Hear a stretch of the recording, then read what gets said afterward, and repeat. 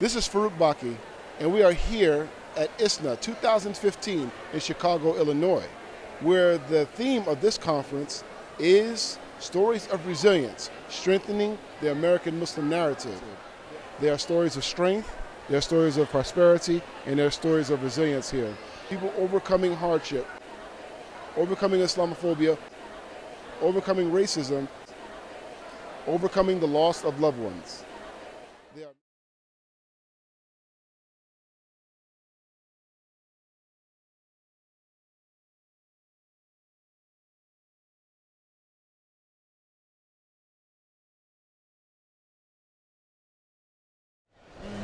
The Muslim advocates invited me to speak at a panel discussion to bring to the attention of the American Muslim population a situation that we've recently experienced in Islamburg concerning a plot by Robert Daggert to burn down the village and to murder the residents. So once again, my name is Madiha Hussein and I'm a staff attorney at Muslim Advocates. For those of you that don't know, Muslim Advocates is a national legal advocacy and educational organization that focuses on promoting freedom and justice for Americans of all faiths. We know that it's a harsh reality that we're facing, and we hope that we can share with you through the experiences that these individuals have had with their communities and through their work. We hope that you'll be able to walk away with some tips and helpful guidance for your local institutions to better prepare and secure them from any potential threats or from any acts of violence. So I'm going to start by asking our panelists to share some specific examples, and I'd like to start with Tahirah. Can you start by sharing what the community that you work with has experienced just this year that some people here may not know about? All right. Before I begin by going into what my community has experienced, I think it's important for me to tell you just a little bit, give you a little bit of background information as to what Islamburg is. And Islamburg, actually to begin, the Muslims of America is a religious corporation that is based out of New York State and has approximately 15 Islamic villages located throughout North America. Islamburg is one of them. Actually, Islamburg is one of the first of its villages that was founded in the United States. It's located in upstate New York. It is comprised of approximately between 20 and 25 Muslim families. There is a masjid. They have stores, a community center, Islamic school. The purpose was that the community wanted to relocate out of the cities and offer a wholesome environment in which to raise their families. The goal is to become self-sufficient and to become viable, to remain viable, contributing citizens. And basically, that's what the residents of Islamburg, that's what they have done, as well as the other villages that are located throughout North America. Unfortunately, this hasn't sat well with many people, and Islamburg in particular has been the target of an ongoing hate campaign by many Islamophobes located throughout the United States. They have been called terrorists. They have been, Islamburg has been accused of having terrorist training camps and many other things that has been detrimental to the community as a whole. Not just the community, but also American Muslims as a whole. the residents of Islamburg, the Muslims of America, they have not sat idly by and allowed this misinformation to be spread. They have spoken up. We as a community decided that these false accusations were actually causing the community to be unsafe. It was opening up the community to threats from right-wing extremists in the United States, and that enough was enough. It was time to stand up against these false statements. And we actually filed a lawsuit against one of the biggest Islamophobes who made it his business to target Islamburg and to target the Muslims of America, and actually published a book that was very defamatory.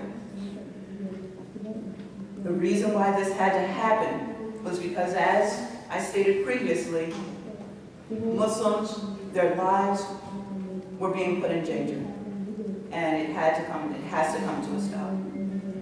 One of the things that we stated was that if this is allowed to continue, Muslims would continue to become targets of those people who would like to use the so-called belief that your neighbor right next door, these Muslims who live right next door, are terrorists, and therefore we need to do something about it. The government is sitting idly by, so we need to take this into our own hands and deal with this threat that is developing in this country, which is so-called terrorists, Muslim terrorists. Just recently, several months ago in April, members of our community, members of residents of Islamburg received a call from the FBI with extremely distressing, upsetting, unbelievable news. And that was that a man had been arrested in Tennessee who had reached out to others around the country and developed a plot to come and attack Islamburg, to burn down the masjid, to take a machete, and if necessary, butcher the men, women, and children. Why?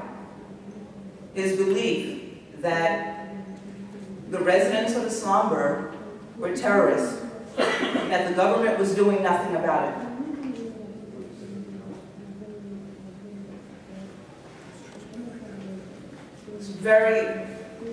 I really find it difficult to express the shock, the horrible shock that those things that we had continuously stated, if this is not stopped, if the government does not step in, if other Americans do not come forward and speak out against these people who continuously hide behind the First Amendment and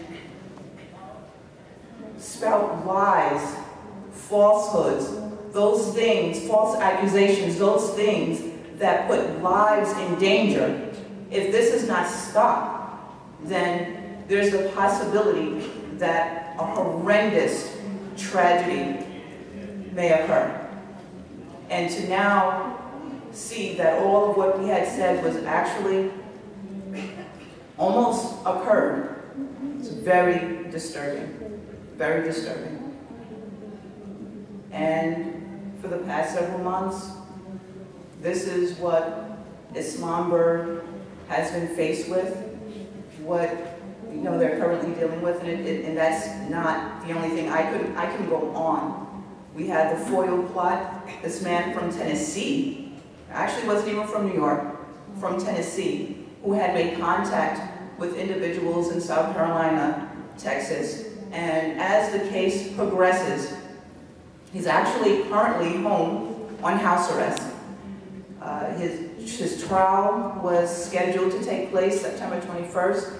They recently asked the judge to extend that time, and the trial is now scheduled for January 19th. He has not been charged with a hate crime. He has not been labeled a terrorist. And we all know in this room that if a Muslim had been caught doing the same thing, the story would have evolved differently. So that is obviously a very troubling story, and I encourage you all to, if you hadn't heard about it, to look up more information about some of the specific things that Tahirah shared. It's really concerning, in particular, that this was not national news, that there was a man in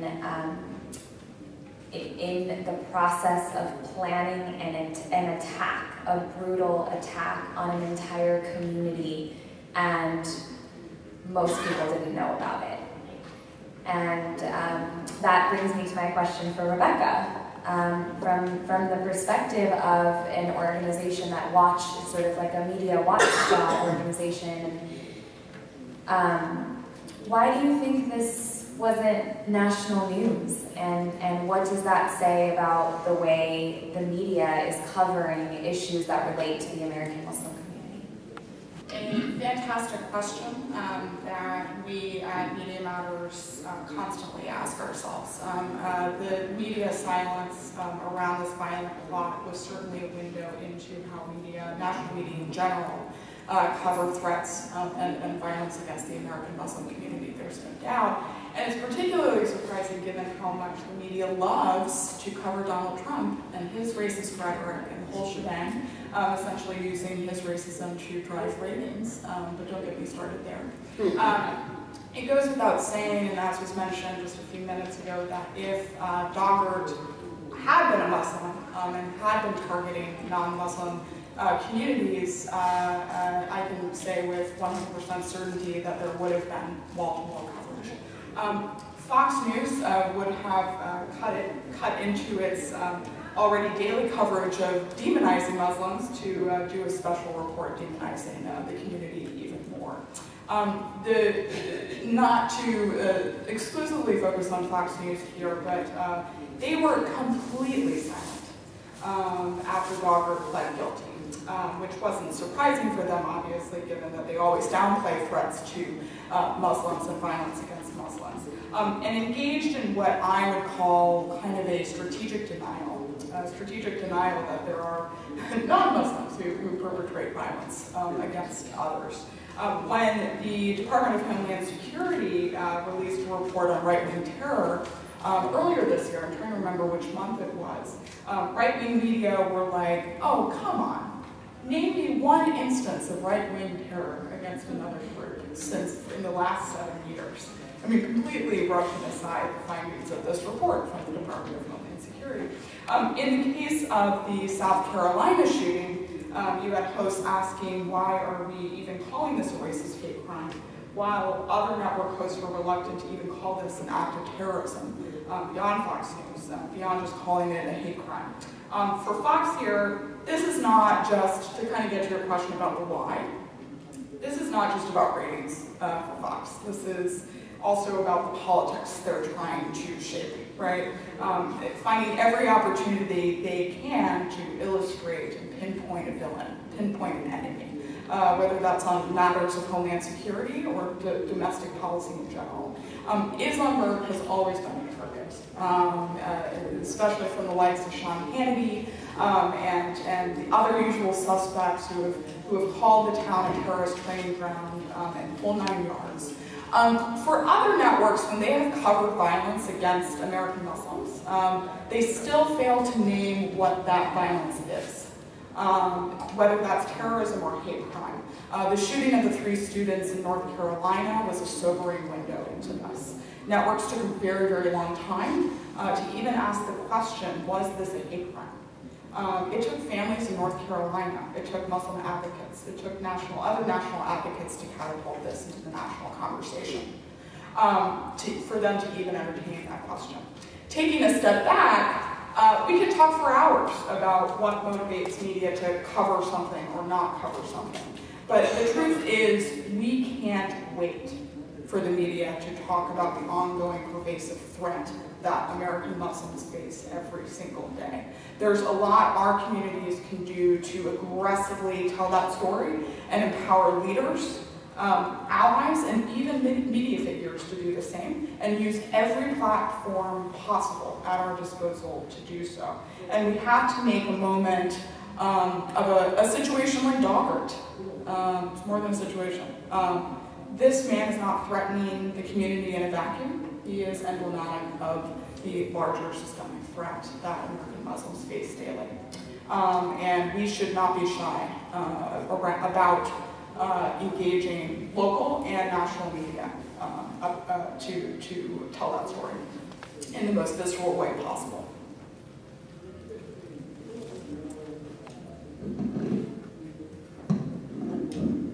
Thank you.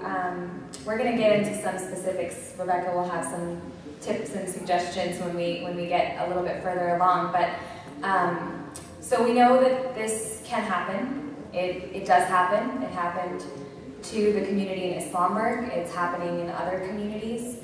And we can't really count on the media to cover the story for us.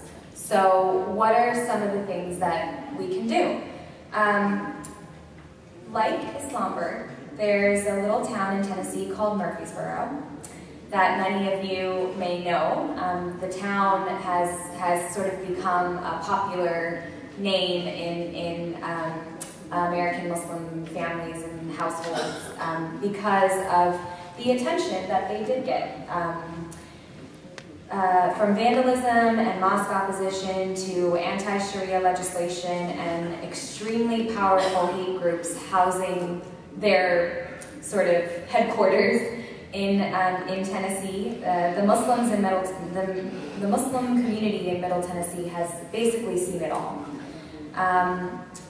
Zulfa, can you share with us from your work with the community, from the work of AMAC, the American Muslim Advisory Council, what have you all done in the last 5 years or so to better secure your institutions?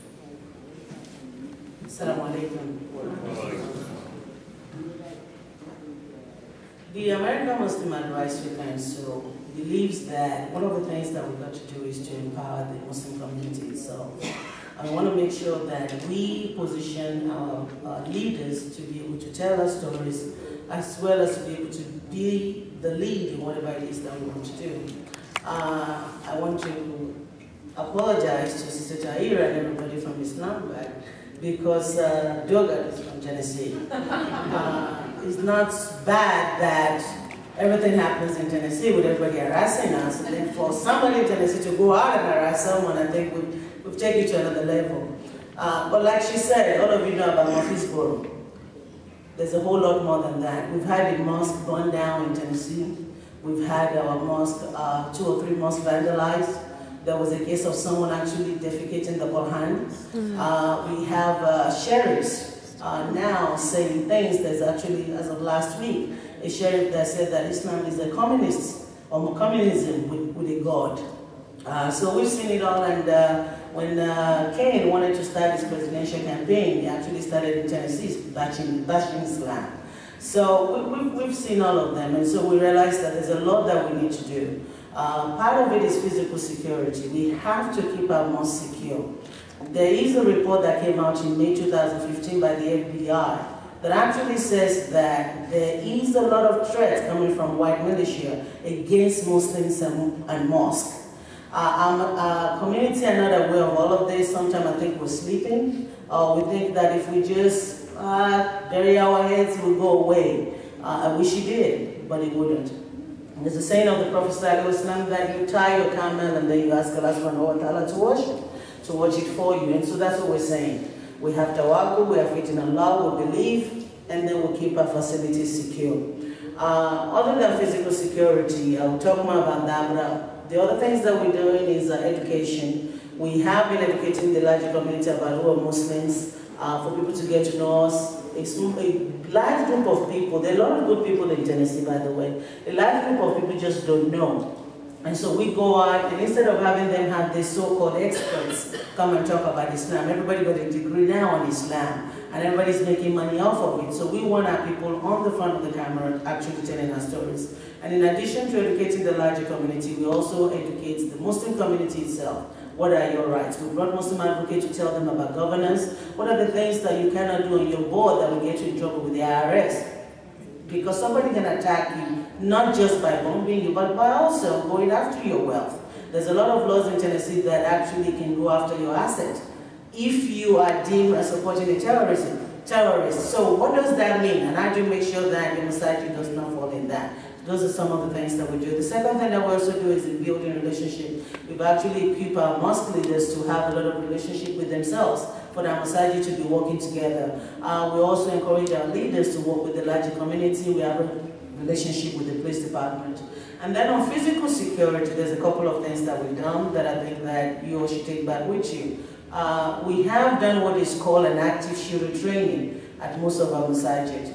I wanted to tell this story. My husband is here. The first time we did the active shooters training, most of our leaders did not show up, including my husband, who was on the board of one of the masajid. So when I got home and I was saying, "Honey, why didn't you come?" He said, "I didn't want to learn how to shoot." Active shooter is not teaching you how to shoot. Active shooter is saying if somebody walks into your masajid with the AK-47, what do you do? So it's not about you learning to shoot, but what do we do? We have seen it happen. It just happened in South Carolina. There are crazy people out there. So how do we make sure that we were able to distract that person until the law enforcement people gets there? You can call 911, they're not going to be there immediately. So what can you as mosque leaders do? How do we make sure that if there's something happening, what are the exit routes? Who does what? So that is what active shooter training actually does for us. The other thing that we've also done is that we've encouraged our mosques to have an ongoing relationship with the law enforcement department. You have to know the people that are supposed to protect you. You're not doing anything different from what the synagogues and the churches are doing. So by having a relationship with the police department, with the sheriff, if something do happen, I'll give you a scenario. If something happens, somebody walks in with a gun, you call in 911, you're enrolled with 911, or maybe you call the police department and they're trying to route you to the right person, or they're asking you a question. But imagine if you have the cell phone number of the officer himself. That's a direct contact, and you will not get that cell phone number without having that relationship. The last thing that I also wanted to point out is that we are encouraging our masajid to put security in their budget. We have to think about having cameras. We have to think about securing the people in our masajid. We think about it as a last item thing, but we should not. So we in Tennessee are actually working together with our masajid to look for a grant that will help all our mosques. We're also trying to hire somebody to come in and do threat assessment or visibility assessment. What are the things that you need to do before something happens? So those are the things that we're doing in Tennessee, and things that we as a community have to wake up about and make sure that we're doing to securing our places of worship. Thank you, Zulfa. That's all really, really helpful information. And I just want to point out also that the community in Middle Tennessee was sort of forced to think about all of these things as, as things developed, as the situation got worse. The community in Islamburg is now forced to think about some of these things, whether it was because of what was happening 2 years ago or what happened earlier this year. But we want to encourage you all to think about these things as preventative measures, not something that you are forced to do when something happens, but something that you can think about implementing, where some of the measures, for example, actual physical security, where you're increasing your own sort of cameras, or whatever mechanisms you think can help benefit the security and your understanding of what's happening on the property is something that you can do before something bad happens.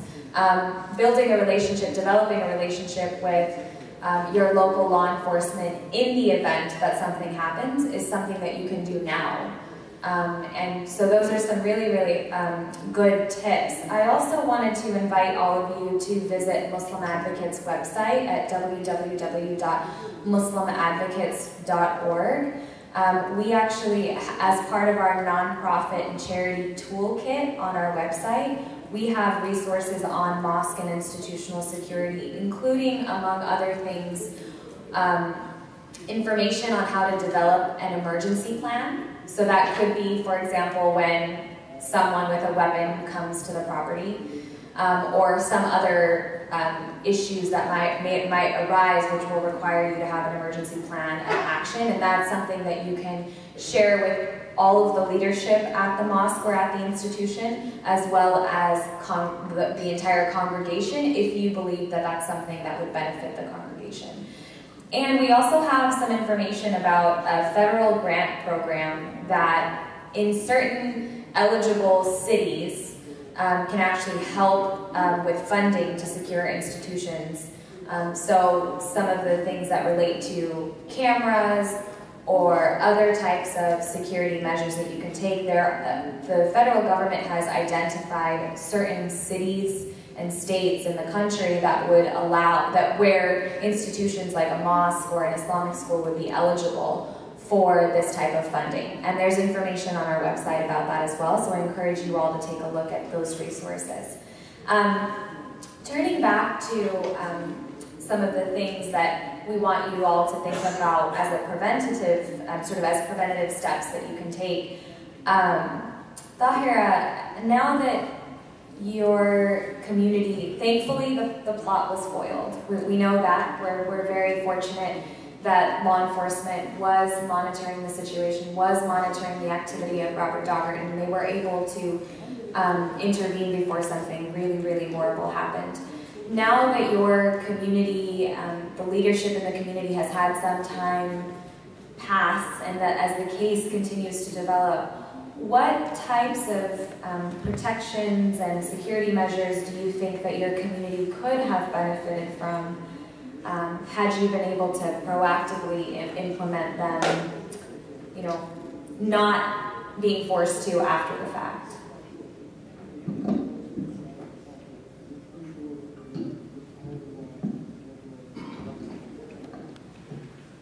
Regarding Islamburg, not just Islamburg, but also its sister villages located throughout the United States, something that you all need to know is that many of the measures that have been suggested, Islamburg has had in place for since its existence. Actual physical security. We've got that. And it has been labeled by Islamophobes as, you know, the village has a guard shack. No, the village is taking precautions as a result of all of the inflammatory rhetoric that is circulating, that is adding to the narrative that Muslims are terrorists. Regarding setting up a relationship with law enforcement. Check. Islamburg has that as well. And not just Islamburg, the villages in South Carolina, Tennessee, Detroit, and I could go on. It's that relationship that caused the FBI to contact us when they did, to inform us of this threat. We have established very good relationships with the neighboring community. Islamburg is not an isolated community that stays to itself and that shuns society. The residents are active in a local community, surrounding communities. They work with non-Muslims, Christians, Jews, and others. The children play sports together. It's not the way the media would like to portray them. So many of these things, I would say, basically most of them, even education, inviting people to the village, others to the village, going out and having conferences, iftars, just different things to bring in others who are not a part of the community, to educate them about Islam and to educate them about who we are as Muslims. So what do you do when you're taking all of the steps that make sense? What do you do? Well, recently, this past May, the FBI released a bulletin that states that militia extremists are expanding their target sets to include Muslims and Islamic religious institutions in the United States. This has resulted in increased violent rhetoric and plotting that has the potential to lead, over the long term, to additional harassment of or violence against Muslims by domestic extremists. The FBI makes these assessments with high confidence on the basis of a large body of source reporting generated mainly since 2013. 2013, when the Muslims of America sued Martin Moyer and the Christian Action Network for the defamatory statements that they were making, that they were lodging against innocent American Muslims that were placing them in danger. So I don't think that it's so much what is it that Islamberg could have done. Well, what is the FBI doing? What is our government doing? You've recognized the threat.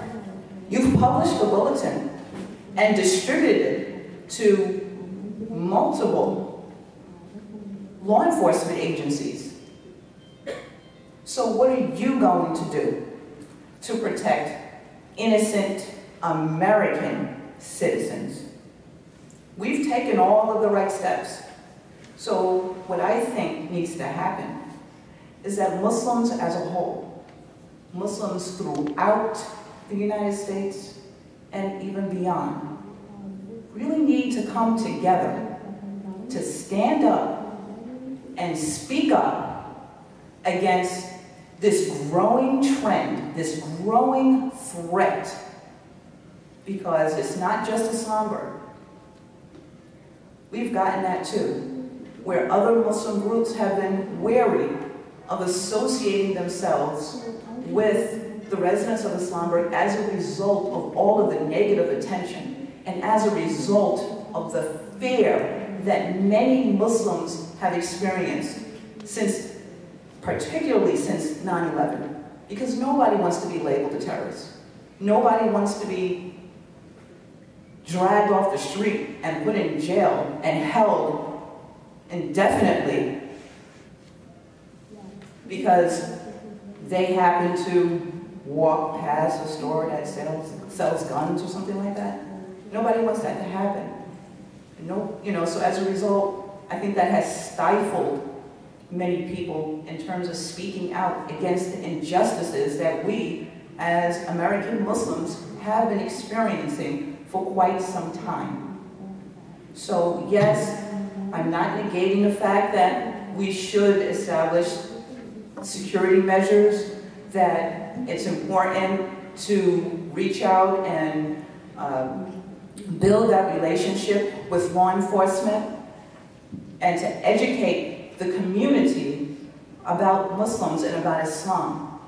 But it is extremely important that we come together and speak up and hold our government officials accountable to us as American citizens. We have to raise our voices. We have to become stronger as Muslims. And that is where we will get our security. United we stand, divided we fall.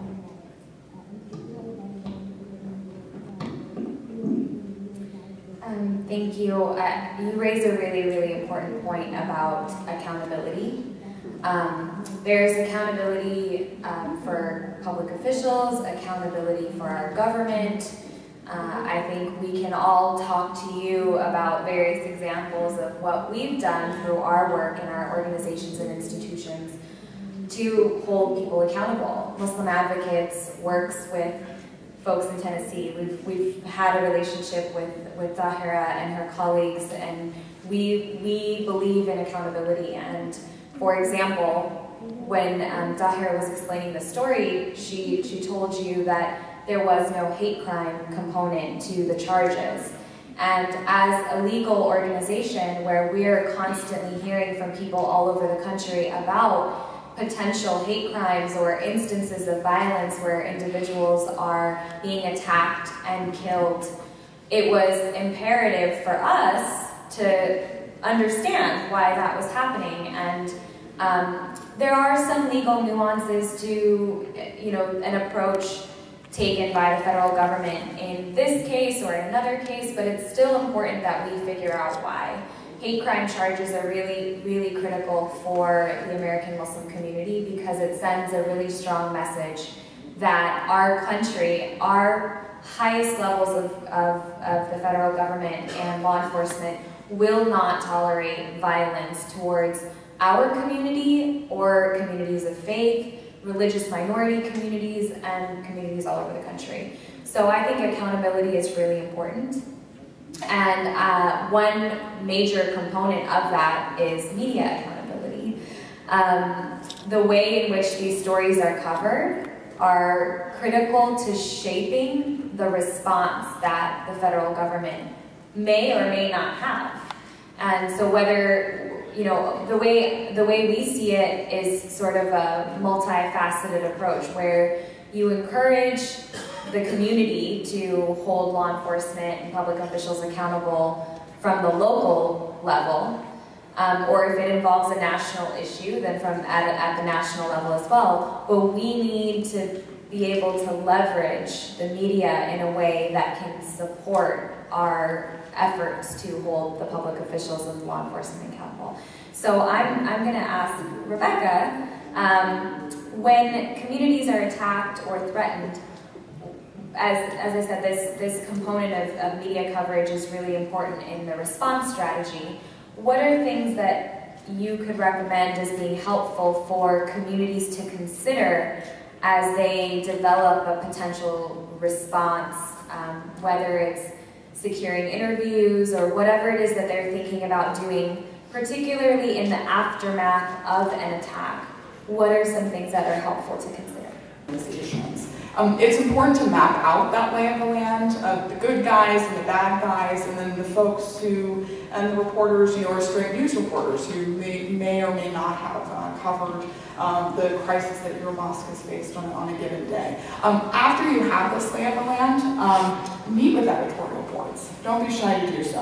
I know Zulfa and her team have been very aggressive on that front, and that has worked, that has helped a lot.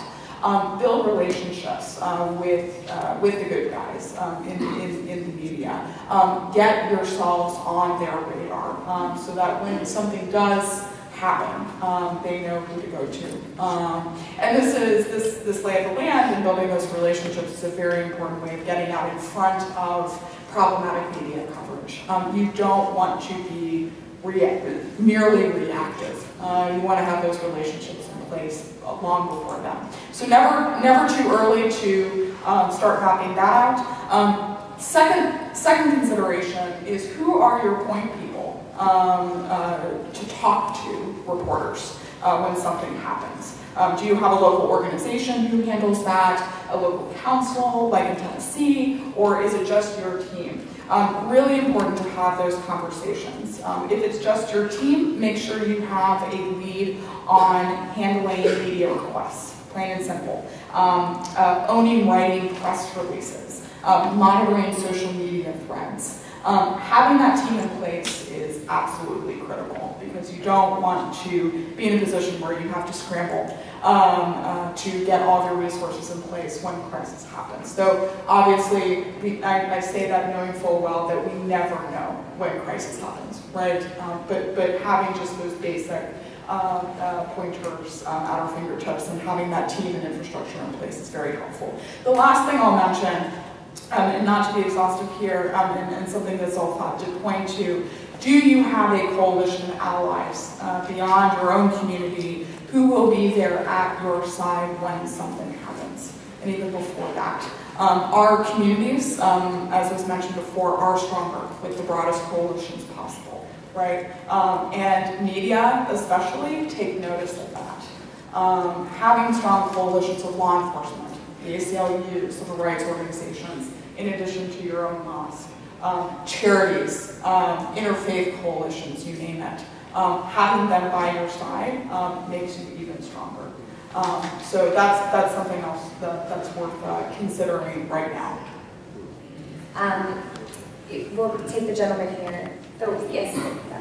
My question is for Sister Tahirah. Sister Tahirah, what is the need of Islamabad? Why we cannot stay in the mainstream and then still practice the things, practice Islam? What is the need of Islamabad? For those of you that didn't hear the question, it was what is the need to have a community like Islamabad? I don't want to misstate the question, but that's...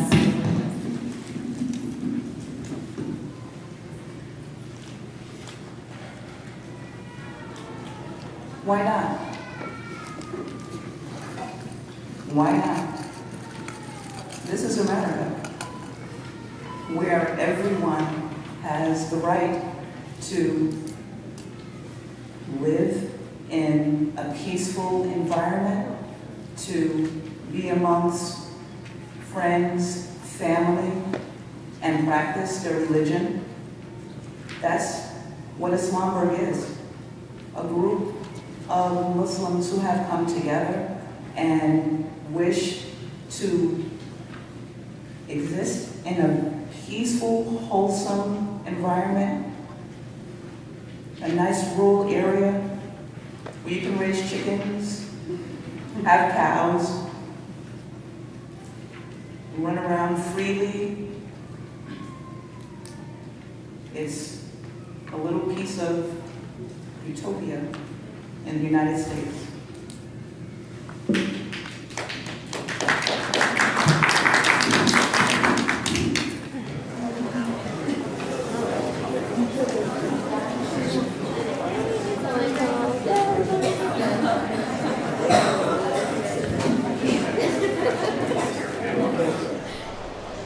I feel that was very important to get the message out concerning a threat against not just the residents of Islamabad, but for American Muslims at large by right-wing extremists, American militia groups who are